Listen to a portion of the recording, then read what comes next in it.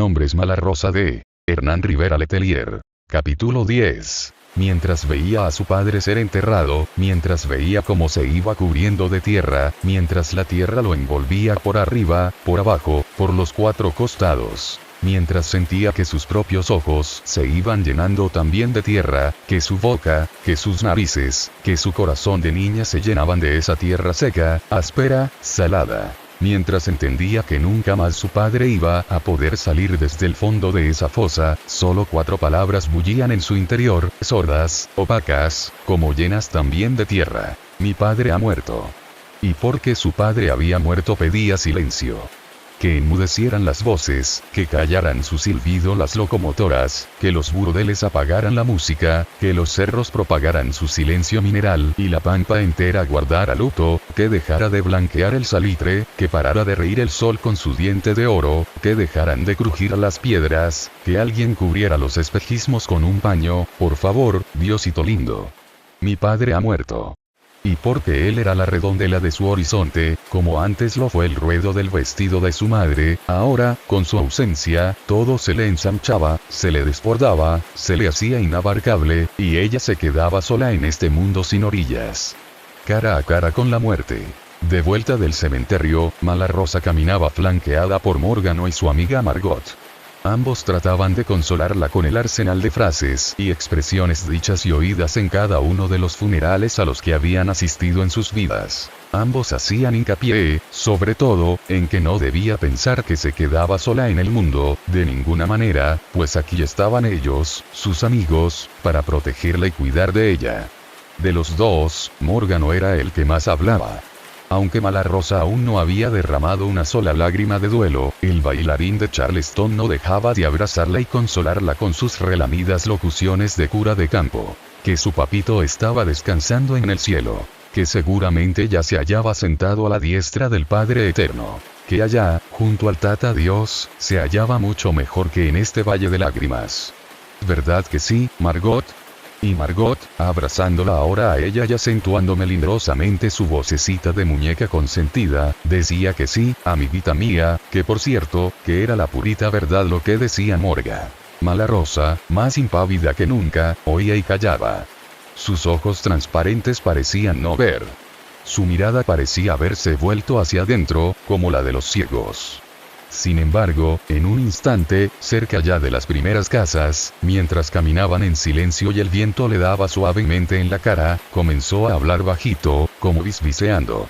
En un extraño dejo de misterio, y como si conversara con el viento, sus ojos seguían fijos en un punto en el aire, dijo que les iba a contar un secreto, su expresión era de beatitud. Aunque a ella nunca le gustó que su padre jugara a las cartas, le había puesto una carpeta y una docena de sus mazos de naipes en el ataúd. Y es que ahora que era el mejor de todos, seguramente que lo iba a necesitar allá arriba. Aunque la señorita preceptora decía que en el cielo solo se tocaba el arpa, se cantaban alabanzas y se adoraba a Dios por los siglos de los siglos, yo creo que de pronto se deberán aburrir, ¿no? Entonces, con el permiso del Tata Dios se pondrán a jugar a las cartas, pero sin hacer trampas, sin necesidad de tener amuletos, sin que nadie matara a nadie, porque en el cielo nadie perdía, sino que todos ganaban, ¿verdad que sí, Morguita? Y Morgano, que la miraba con ternura y a todo le respondía que sí, que por supuesto, que tenía toda la razón la niña linda, aprovechó entonces de preguntarle algo que lo tenía en ascuas desde el día anterior. ¿Por qué no había maquillado el rostro de su padre muerto, ella que había acicalado a tantos cadáveres de gente desconocida? Malarosa, con la misma inflexión de voz y siempre como hablando al aire, respondió preguntando que si acaso no se habían fijado en la expresión de contento que le quedó grabada en el rostro a su padre tras ganarle la mano al taur. Por eso mismo no había necesitado maquillarlo. Se fue feliz, dijo. Como aún persistían algunas ráfagas del viento tardero, Margot, después de varias tentativas, logró encender uno de sus cigarrillos negros. Tras exhalar su primera bocanada de humo, abrazó a Malarosa como abrazaría a una hermana menor y, a modo de confortación, atolondrándose toda, comenzaba a decirle que tu padre, ángel mío, al menos tuvo el consuelo de morir a manos del mejor de los mejores, y no de un pichiruche desconocido como le ocurrió a Amable Mar, cuando algo la dejó muda. No podía ser real la escena que sus ojos estaban viendo. Pero no era solo ella la sorprendida. Toda la gente que caminaba cerca no lo podía creer. 20 metros más adelante, don Ulórico caminaba junto a don Rutilio. El boticario, vestido de blanco como siempre, y el dueño de la funeraria de negro cerrado y con su maleta de herramientas a cuestas, se toparon en la huella sin querer y habían continuado caminando juntos como si nada. Y aunque ambos iban en silencio y sin mirarse, ninguno de los dos hacía nada por apartarse del otro. Ninguno de los dos se retrasaba ni se adelantaba. Al contrario, parecía que ambos trataban de llevar el paso, como esos reos rematados que, aunque presos por causas muy distintas, se buscan mutuamente para caminar y darse compañía en el patio de la prisión. Y en verdad, eso era la pampa para ambos, y para todos. Una especie de prisión abierta. Margot, que era hija de una bailarina de cabaret del puerto de Tocopilla, suspiró hondamente y dijo, sin explicarse muy bien por qué lo dijo, que su madre tenía toda la razón del mundo cuando repetía que a la vida, hija mía, no había que tomarla más en serio que una pieza de teatro.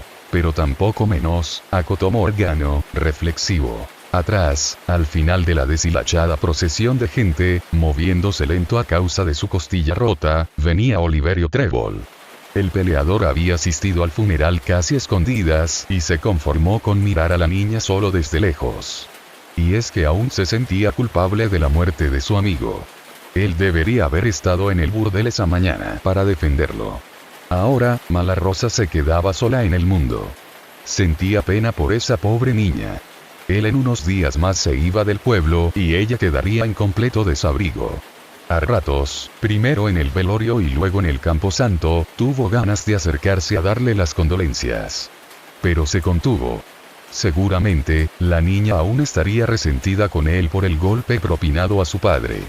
Mañana, o antes de irse a Pampa Unión, iría a verla. Tenía que hablar con ella y pedirle disculpas. La tarde quemaba sus últimas astillas detrás de los cerros, cuando los acompañantes al funeral, los hombres de traje, las mujeres arrebozadas en sus echarpes negros, llegaron de vuelta al pueblo.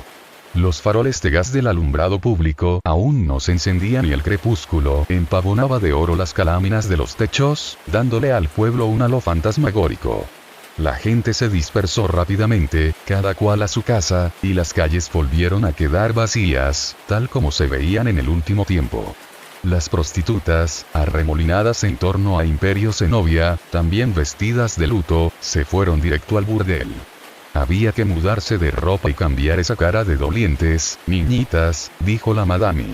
Y prepararse para la noche. En la puerta de la casa de Malarosa, los amigos trataron de convencerla de que no era recomendable que se quedara sola.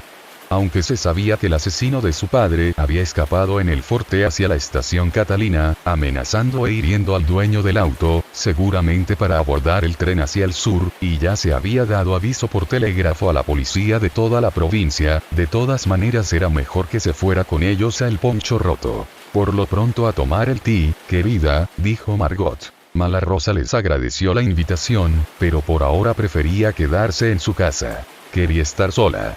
Tenía la sensación de que al fin iba a poder llorar. Que lloraría toda la noche.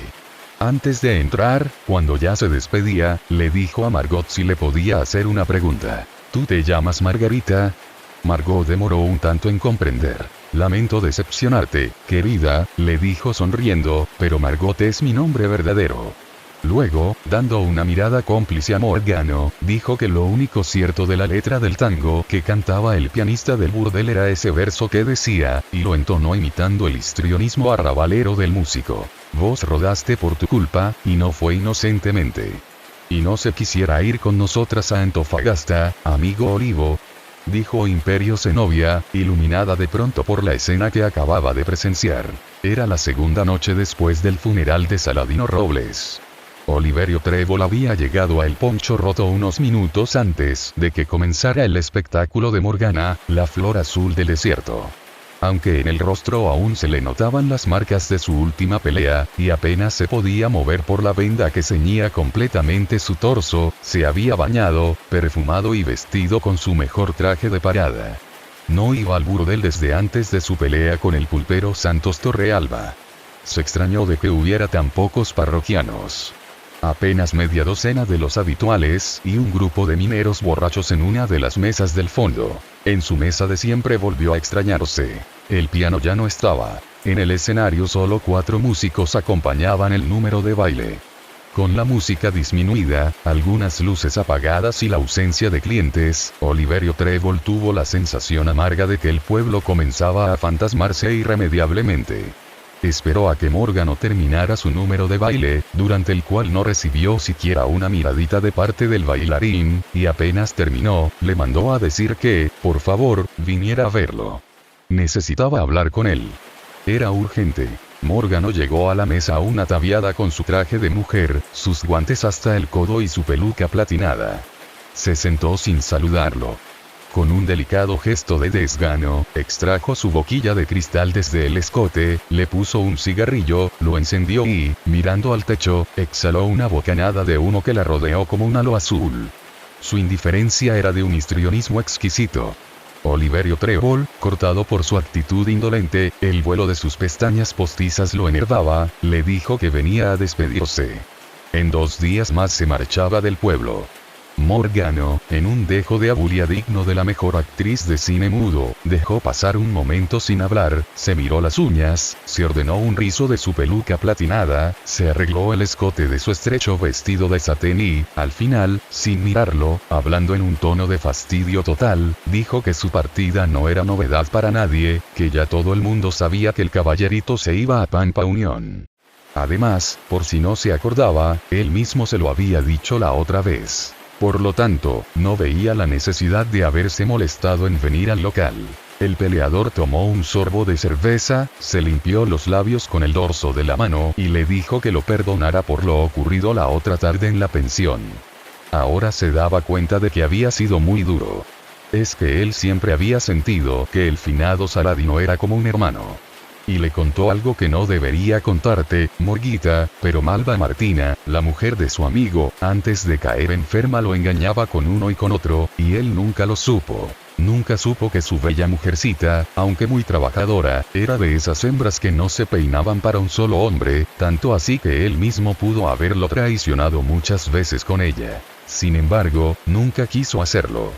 Para mí, antes que todo estaba la amistad. Por eso se había enfurecido tanto cuando él llegó a la pensión a contarle de su ingratitud.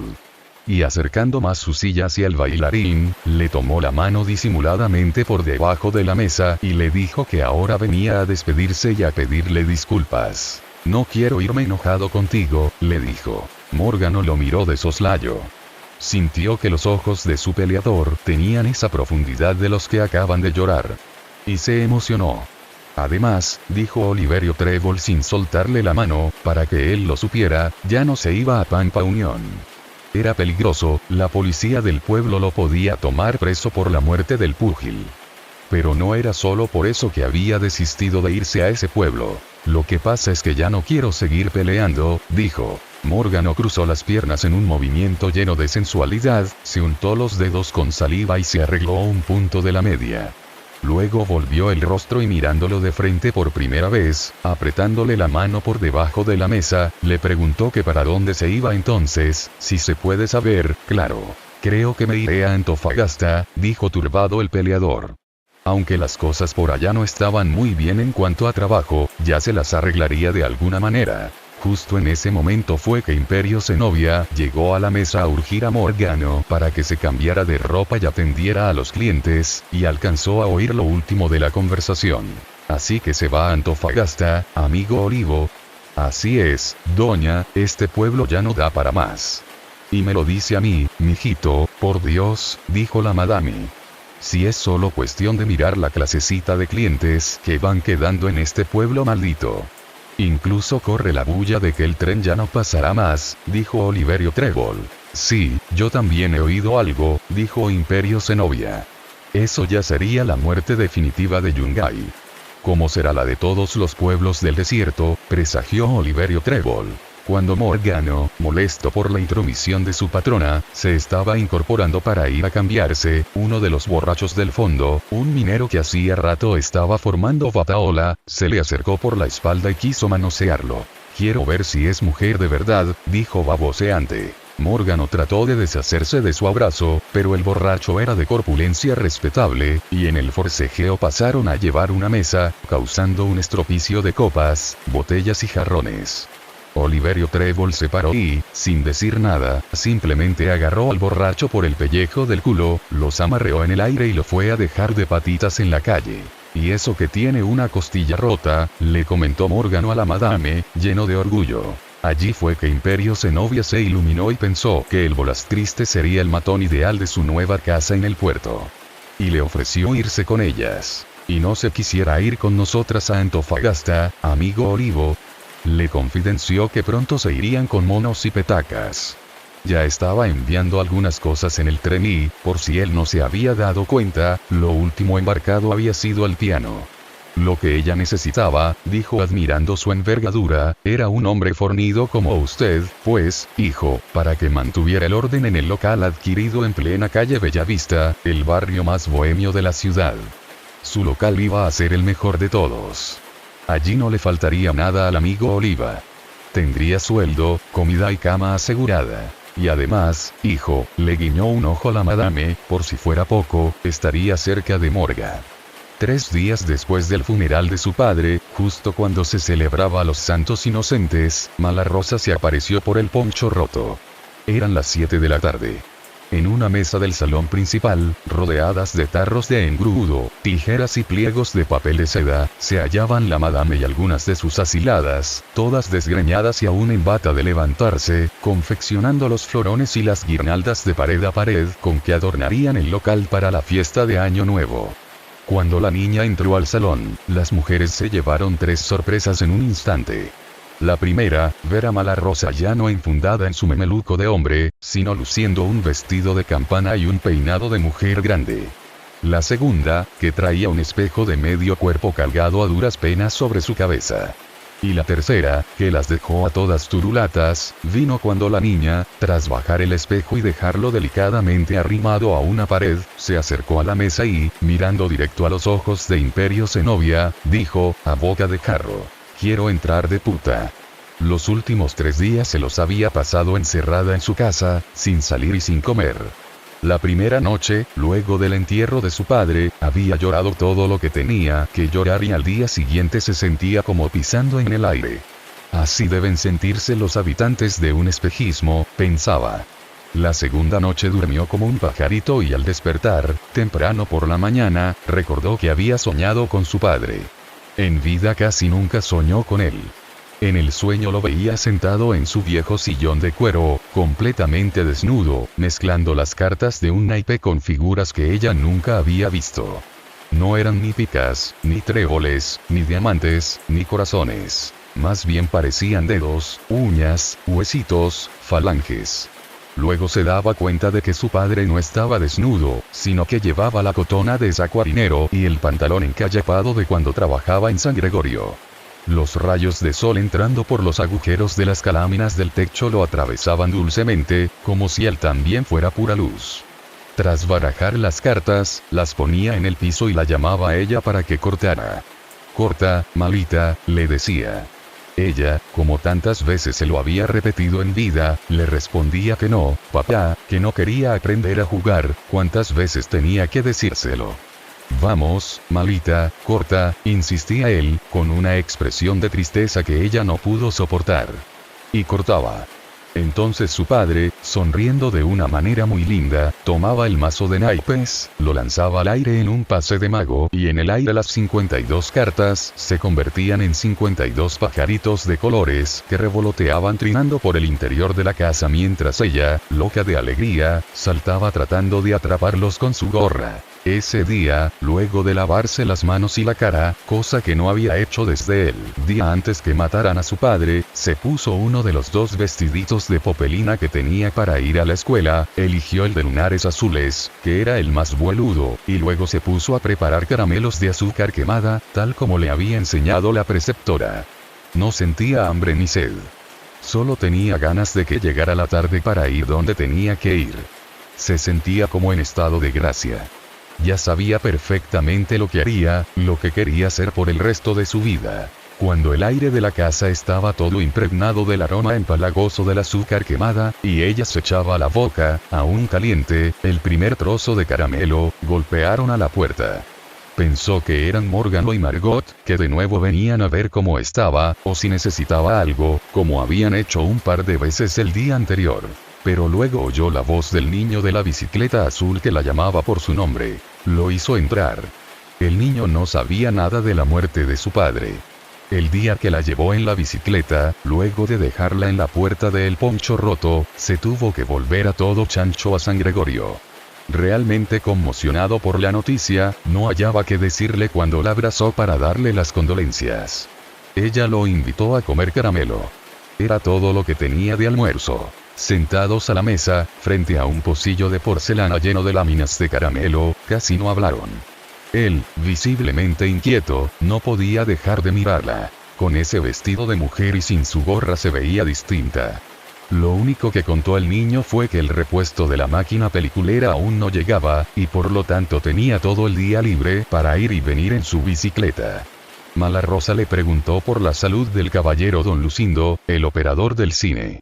El maestro estaba bien, dijo el niño, solo un poco triste por lo de la máquina. Y volvieron a quedarse callados. En el aire solo se oía el crujir de los caramelos en los dientes y, de fondo, como colmándolo todo, el zumbido del ecuménico silencio en la hora de la siesta pampina, zumbido que sonaba como el de las aspas de un ventilador detenido. Al acabarse el caramelo, ella retiró el pocillo y lo metió en el lavaplatos, que no era otra cosa que un tarro de manteca partido por la mitad. Mientras se ponía a restregarlo comenzó a tararear la melodía del tango que el pianista del burdel le cantaba a Margot.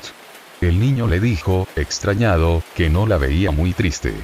Ella le respondió que ya había llorado todo lo que tenía que llorar y que, además, su padre, como le oyó decir a alguien en el cementerio, murió en su ley. Aunque no lo creas, le dijo, se fue muy contento de haber ganado su último juego. El niño le preguntó qué pensaba hacer ahora que se había quedado sola, sin padre ni madre. Ni perro que te ladre, como decía mi abuela Rosa Amparo, completó ella, con un extraño tono neutro en la voz. Luego, de una manera irrefutable, dijo que ya tenía resuelto lo que iba a hacer con su vida.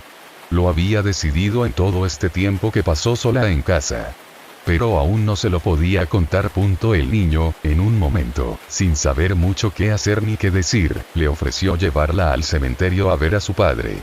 Podían ir en su bicicleta.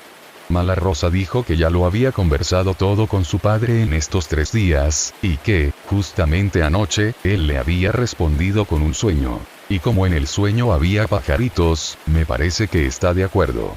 Manuel asintió mirándola extrañado. Después, sentado en el sofá destripado de la primera pieza, tras contarle que ahora, en la oficina Castilla y en algunas otras, la gente podía juntar 10 cajetillas de cigarrillos Faros y canjearlas por una entrada al cine, Manuel se puso a recordar, sonriendo, la primera vez que se habían visto en San Gregorio. Cuando te confundí con un niño, ¿recuerdas? Y le tomó una mano. Sonriendo a su vez y acercándose más a él, Malarosa le preguntó si se acordaba de lo que ella le había dicho. Que no eras ninguna marimacha, respondió él, sonrojándose. Acercándose más y mirándolo de manera extraña, Malarosa le dijo que ahora se lo podía demostrar. Y lo besó en la boca. Al niño se le encendieron todas las pecas de la cara. Luego de un buen rato de besos y caricias, decidieron hacer lo que ninguno de los dos nunca había hecho. Malarosa tomó la iniciativa y empezó a desabrocharle la camisa. Manuel estaba verdaderamente sorprendido de lo sabida que era la niña en esas cosas de grandes. Esta noche pienso entrar de puta en El Poncho Roto, dijo de improviso ella, mientras comenzaba a sacarse el vestido y los fondillos. Pero quiero que tú seas el primero. El niño se paralizó y se quedó viéndola con la boca abierta. Por supuesto que ahora a ti no te voy a cobrar nada, dijo ella mirándolo seriamente. ¿De puta? Preguntó el niño sin salir de su asombro, pensando que tal vez no había oído bien. Sí, de puta. Pero si tú eres muy niña. Ya cumplí los 13, dijo ella orgullosa. Aturdido por lo que acababa de oír, así, de sopetón, el niño perdió su seguridad inicial y quedó completamente desválido. Ella se esmeró en hacerle todo lo que les había visto hacer, desde ensalivarle el oído con la puntita de la lengua, y decirle todo lo que les había oído decir, desde guachito rico, te comería crudo, a las putas en los burdeles, mientras llevaban a cabo sus prolegómenos sexuales sentadas en las rodillas de sus clientes, o arrodilladas en los rincones oscuros, o de pie contra la caseta del baño al fondo del patio, o en sus propios cuartos en donde tantas veces las había sorprendido fornicando con las puertas abiertas, desnudas como brasas y en las posiciones más inverosímiles. Pero todo fue en vano. Por más que el niño batalló y sudó, atolondrado por las circunstancias, no pudo recobrar su aplomo y ambos tuvieron de rendirse a la evidencia de que todo esfuerzo estaría de más. Un rato después, cabizbajo y en silencio, con todas sus pecas apagadas, el niño tomó su bicicleta y se fue.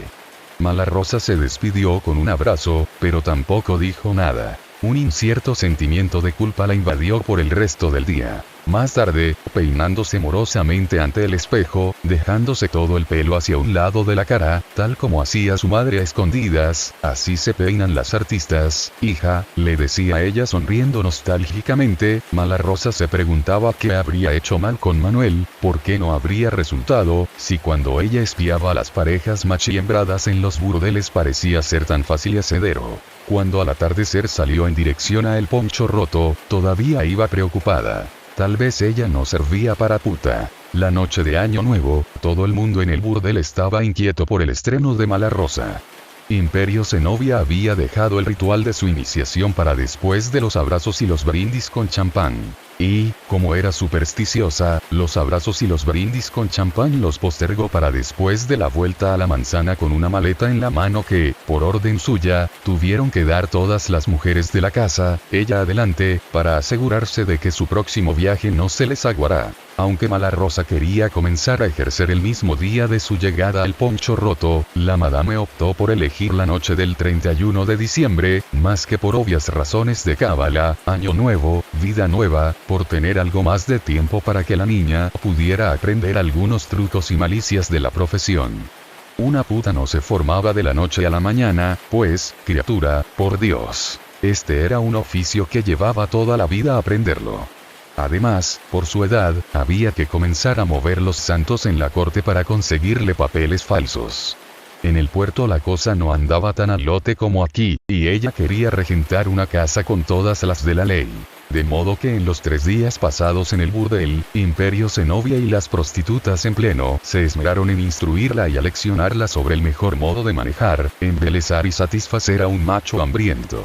Lo primero que hizo la madame fue ordenar que la despiojaran, que le restregaran el piñén de codos y tobillos con piedra pómez, que le blanquearan los dientes con ceniza, de la acumulada en la cocina de barro, y, por último, que le cepillaran 70 veces sus greñas de alambre, a ver si se lograba el milagro de volverlas dóciles. Luego le compró ropa nueva. Un vestido de raso de color rojo, una blusa de lentejuelas y un par de zapatos de charol, de taco alto, que Malarosa tardó 2 días en aprender a usar sin parecer que caminaba sobre huevos. Margot, por su parte, le regaló algunos collares, aretes y pulseras de los cientos que tenía, y le enseñó a contonear las caderas al caminar, a cruzar sensualmente las piernas al sentarse y a hablar en un susurrante dejo de mujer fatal. La coñá, muy agradecida por lo que Malarosa hacía con ella cada fin de semana, la llamó a su pieza y le estuvo hablando toda una tarde sobre que a los hombres, mocosita, había que tratarlos y mimarlos como si una fuera su mamá, y que había que cuidarse de los cafiches de cara bonita y melena de cantor, que esos son la ruina para una niña tan bonita como ella, pues todo lo que harían esas sanguijuelas, sería chuparle la sangre y luego dejarla más reseca y sola que un zapato en el techo. Pero sobre todo, mocosa, le previno maternal la prostituta, tienes que irte con cuidado con esos redentores con carita de niños buenos, que llegan con una flor en la mano, diciéndote que una mujer tan bella y sensible como tú, mi reina, no merece estar viviendo esta vida de privaciones, y te ofrecen sacarte del ambiente y ponerte casa, auto y criada. Incluso llegan a prometerte matrimonio. Esos son los peores, mijita. Morgano, por su parte, luego de contarle, excitadísimo, que habían hecho las paces con el Volastristes y que se iban juntos a Antofagasta, anda hecho unas castañuelas, decía la coñá, se empeñó en enseñarle algunos pasos de baile, a fumar en su larga boquilla de cristal y a exhalar el humo el estilo exquisito de una cabaretera de París. Además, tuvo la gentileza de instruirla en algunas de sus artimañas personales para tratar a los hombres, y hasta le escribió un recordatorio en la tapa de una caja de zapatos, que Malarosa, como una aplicada alumna, pegó en la pared, junto a su espejo de luna biselada, que había instalado en la pieza que habilitaron para ella. No solo hay que dejar al hombre contento, sino hacerlo volver por otra. Todos los habitantes del burdel estaban impresionados por la facilidad y la disposición con que Malarosa aprendía y asimilaba los pormenores del oficio. Lo suyo era una vocación innata. Tenía a todos con la boca abierta. Daba la impresión, como decía de sí misma una de las asiladas que habían desertado del Loro Verde, una a la que le decían la reina Isabel, que la criatura había nacido para ser puta lo mismo que una gallina para ser cazuela de ave. La noche de la víspera de Año Nuevo, cuando ya le habían enseñado lo más que se le podía enseñar en tan corto tiempo, Imperio Zenobia le quiso buscar un nombre de guerra, uno que sonara afrancesado, dijo, pues las putas francesas eran famosas en todo el mundo. ¿Qué les parece, Ninon? Preguntó en voz alta. Cuando las demás mujeres iban a opinar, Malarosa saltó como una gata y dijo que su nombre le gustaba mucho y que no pensaba cambiárselo por nada del mundo. Al final, todas estuvieron de acuerdo en que Malarosa no estaba mal, que era un nombre apropiado para el oficio. Ni que te lo hubiesen puesto a propósito, niña, por Dios, dijo convencida la madame. El rumor de la subasta de una niña virgen había corrido secretamente en el ambiente masculino del cantón. Y esa noche llegó al burdel una pequeña jauría de hombres lobos, dispuestos a pagar lo que se les cobrara por ser los primeros en hincarle el colmillo a la ninfa. En su mayoría se trataba de hombres viejos, algunos de los pocos comerciantes que quedaban en el pueblo y un par de administradores venidos de las últimas salitreras en funcionamiento. Y cuando todos ellos esperaban con cautela que la niña en cuestión valiera realmente la pena, se quedaron fascinados ante su deslumbrante aparición en el salón principal, precedida por una fanfarria de la orquesta, o lo que quedaba de ella. Nadie hubiera dicho que aquella joven de remilgos y aptitudes tan sensuales acababa de cumplir recién los 13 años. Incluso para los de la casa, aunque cada uno había contribuido en algo a su transformación, fue una verdadera sorpresa verla ataviada de cortesana. Su naciente cuerpo de mujer, que todo ese tiempo había escondido en su amplio mameluco de mezclilla, maravilló a todo el mundo. Hasta Oliverio Trébol, que en esos días se había abuenado con ella, se quedó embobado ante la felina sensualidad de la hija de su amigo muerto. Malarosa apareció encaramada en sus tacos altos, vestida con su vestido rojo ajustado al cuerpo, peinada con todo el pelo caído a un lado de la cara, no hubo quien la convenciera de peinarse de otro modo, y adornada de todas las joyas de bisutería que le regaló su amiga Margot. Su maquillaje estilo Cleopatra era inquietante, y el color de espejismo de sus ojos lanceolados parecía cambiar de tonalidad según las luces reflejadas en ellos. Cada una de sus maneras revestía una inquietante mezcla de candidez y lujuria. Cada uno de sus movimientos, una combinación de impudor e inocencia.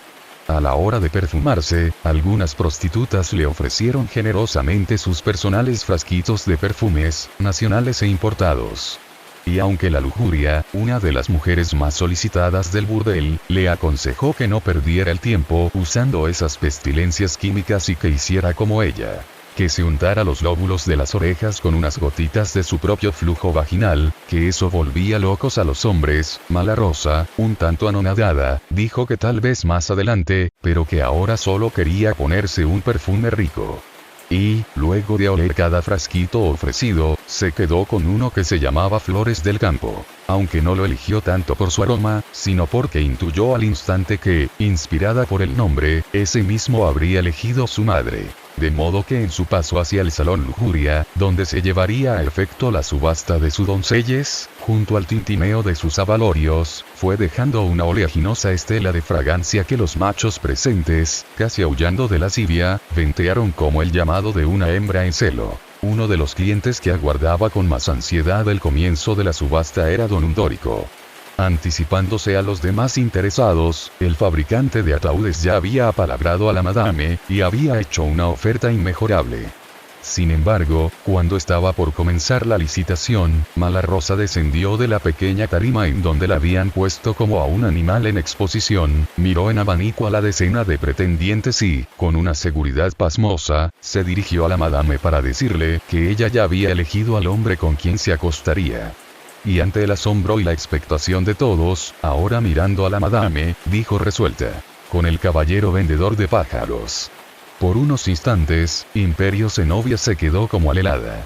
Después reaccionó y, en un sardónico tónito didáctico, dijo que la disculpara un poco la señorita Malarosa, pero ella no creía que dicho caballero contara con el capital necesario como para hacer una oferta razonable por el honor de rasgar la virginal seda de su himen intacto. Además de que su negocio ya era un completo fracaso, Tito Apostólico lo había dejado en bancarrota. Me pagará con una jaula de pajaritos, dijo Malarosa, imperturbable. Mira, niña, dijo la madame casi mordiéndose los labios, pero tratando de aparentar calma ante sus parroquianos, de demostrar que controlaba absolutamente la situación, en esto tú no pinchas ni cortas. Aquí la que manda soy yo. ¿Es el señor de los pájaros o no es nadie?, respondió con decisión Malarosa. Después, reaccionando, le rogó humildemente, como si rogara elegir un vestido, que le permitiera elegir a ella su primer novio. O su autor, como decía Morgano. O su perjudicador, como había oído que lo llamaba la conda. Y que después de esto, se lo juraba por su madrecita muerta, le haría caso en todo. Pero ahora quería al caballero de los pájaros. Honor que me haces, pequeña, terció emocionado don Rosalino del Valle desde el sofá en que se hallaba hundido. Pero si lo que quieres es una jaula de pájaros, te regalo una sin ningún compromiso. Malarosa dijo que no la aceptaba como regalo. Ella quería que los pajaritos fueran su primer pago en el oficio de mujer de moral distraída, como decía la señorita preceptora, que Dios tenga en sus santas aulas. Eso le traería suerte. Todos en el salón estaban atónitos. Margot se acercó y le dijo por lo bajo que si acaso estaba loca la chiquilla lesa, que no le convenía por nada del mundo que su primer novio fuera ese mastodonte. Es un burro, le dijo. Malarosa, con el postulado infantil de que primero había que sufrir con la sopa para luego saborear lo dulce del postre, le argumentó que era mejor que la primera vez fuera trabajoso. De ese modo, después todo le resultaría más fácil. Además, dijo mirando a Morgano, el vendedor de pájaros es el único hombre, de los que veo aquí, que puedo imaginar de niño. Cuando todos pensaban que Imperio Zenobia iba a estallar en una de sus sonadas rabietas de cabrona menopáusica, como decía Morgano, los sorprendió a todos. Pensando menos en el dinero que perdía ahora que en el muchimal que iba a ganar después con esta mocosa del carajo, que no había que tener los conocimientos de matemáticas de la coña para calcular que era una verdadera mina de oro, dio por fin su beneplácito. Que sea lo que ella quiera, dijo acariciando teatralmente la cabeza de la niña. Pero cuando en el salón ya se oía el suspiro de alivio de todo el mundo, y la pareja se aprestaba para irse al tálamo especialmente preparado para la ocasión, saltó don Dórico desde su silla y, con el rostro congestionado, borboteándole una espumilla en la comisura de los labios, rezongó, dirigiéndose a Imperio Zenobia, que con todo respeto, noble señora, él creía que no era justo lo que estaba ocurriendo. Él había hecho la mejor oferta y no se le había respetado. Siendo él uno de los más fieles parroquianos de la casa, creía tener más derecho a quedarse con la niña que el mercachifle de pájaros, que era apenas un aparecido. Y mirando a todos con sus ojitos de rata enrojecidos, metió la mano al bolsillo interior de su frac y sacó un enorme pajo de billetes y lo lanzó despectivamente al piso. Si quiere más dinero, ahí tiene, dijo casi llorando. Pero la niña es mía. Y, totalmente fuera de sí, quiso abalanzarse sobre Malarosa. Pero Oliverio Trébol ya estaba encima y, agarrándolo por los sobacos, lo levantó en vilo y lo sacó a la calle como si se tratara de un maniquí. Si quieres entrar de nuevo, le dijo en la puerta, poniendo su mejor cara de malo, primero mídete con tu hinchita cabrona, porque vas a salir muerto. Y lo dejó acurrucado en la vereda, llorando un lastimoso llantito de perro. Pasado el bochorno, la madame aprovechó para decir a los que aún no lo sabían, que el joven Oliverio Trébol ahora trabajaba para ella. que era una especie de protector de la casa. Y como se habrán dado cuenta, lo hace muy bien, añadió sonriente. Después invitó a una ronda de champán y, enseguida, a una señal suya, la orquesta rompió con un alegre cha-cha-cha de moda. Pero no todo estaba resuelto para la pareja, pues cuando el orondo don Rosalino del Valle, atusándose los bigotes de pura lujuria, salía del salón llevándose a Malarosa, se oyó la voz de Mórdano reclamándolo súbitamente, en un agudo grito de potestad. Don Rosa. El hombre quedó paralizado en la puerta. Mórdano se le acercó contoneándose y, con gesto altanero, se le plantó delante, casi pegado a su cara. Sin batir sus pestañas ni nada, le dijo por lo bajo que si era verdad que en su tronco podía posarse una parva de pájaros en hilera, entonces que se fuera despacito por las piedras el pregonero bribón, que tratara bien a la niña. Y, sobre todo, que tuviera la delicadeza de dejar algunos pajaritos afuera, de lo contrario él mismo lo iba a talar de un hachazo. Le juro que lo dejo hecho un soprano, remató, ahora sí, agitando sus pestañas lascivamente. Cuando por fin Malarosa y don Rosalino desaparecieron rumbo a las habitaciones interiores, Oliverio Trébol, podrido por todo el bochinche de la subasta, se acercó a Mórdano. Traía 2 copas de champán. Parecía triste. Luego de ofrecerle una copa, el peleador le confesó que le daba mucha pena por la hija de su amigo. Es que yo la he visto crecer desde que era una mocosita de 3 años. Mórdano se lo quedó mirando a los ojos, le puso una mano en el pecho y le dijo que no había de qué preocuparse. Malarosa iba a estar bien. Ella sabía lo que hacía. Además, que le dijera a él, mi peleador corazón de abuelita, si no se veía a la legua que esa chiquilla había nacido para esto. Con ese nombrecito no podía ser declamadora de Amado Nervo, le dijo Pispireto. Oliverio Trébol, tras echarse su copa hasta verle el poto al niño Dios, como se decía en las tabernas de la Pampa, dijo, dubitativamente, con acento resignado, que al final de cuentas este asunto de prostituirse debía ser hereditario. No me vas a decir, abrió los ojos asombrado el bailarín, que su madre, además de lo que me contaste el otro día, también. Que no, le dijo el peleador. Pero se sabía que su abuela, Rosa Amparo, había sido llorona de velorio, y a él le parecía, a todas luces, que cobrar por fingir dolor en el lecho de muerte de un desconocido no era muy distinto a cobrar por fingir placer. En el lecho y con un desconocido, acotó Mórdano. Primero desapareció el humo. El humo de las salitreras, el humo de los trenes calicheros, el humo de las cocinas de barro. Luego desaparecieron los gringos, ya no se veían llegando a los burdeles con sus cucalecos de safari y sus rojas caras de pájaros carroñeros, después desapareció la policía, más tarde desaparecieron los comerciantes, primero los establecidos, luego los mercachifles, a continuación desaparecieron las putas, y entonces, ineluctablemente, desapareció el pueblo. Y ahí, de pie en la arena, bajo el sol blanco del desierto, nos dimos cuenta de que todos estos años habíamos vivido, habíamos amado, habíamos concebido a nuestros hijos y enterrado a nuestros muertos en un espejismo. Las últimas en irse fueron las putas. La noche de la víspera de la partida, las mujeres se amanecieron en una fiesta a puertas cerradas, sin hombres, bebiendo, llorando, brindando, cantando y bailando entre ellas. Fue una trapisonda memorable. Al día siguiente, pálidas, extenuadas, embellecidas por el aura del adiós, unas con su neceser, otras con su lírico atadito de chirímbolos, los baúles con sus bienes mayores los habían embarcado en el tren de carga, salieron caminando por la calle principal del pueblo, rumbo a la estación. Aún achispadas, algunas más bien borrachas como cerezas, arreboladas todas de coloretes y carmines, se fueron bajo el sol estruendoso del mediodía, luciendo sus sombreros con más perifollos y sus vestidos más coloridos, sedas, rasos, céfiros, tafetanes. Se fueron meneando sus traseros galvánicos, girando sus quitasoles, batiendo sus abanicos japoneses. Se fueron chillando y lanzando ligas al aire, locas como cencerros. Se fueron por el medio de la calle de tierra, cantando coplas de doble sentido y llorando ardientes lágrimas sentimentales, mientras lanzaban besos y se despedían a gritos de la poca gente que quedaba en el pueblo y que se asomaba a las puertas y ventanas de sus casas como tristes espectros de sí mismos. Todo esto en una algarabía que a los más ancianos les trajo a la memoria el recuerdo maravilloso de algo que ya nadie sabía ciencia cierta si realmente sucedió o fue uno de los tantos espejismos del desierto. Cuando, en lo más agrio de la pampa, una miríada de pájaros en fuga, trizó el diamante del mediodía en un estridente remolino de trinos y colores. El tren se alejaba haciendo sonar su silbato ronco.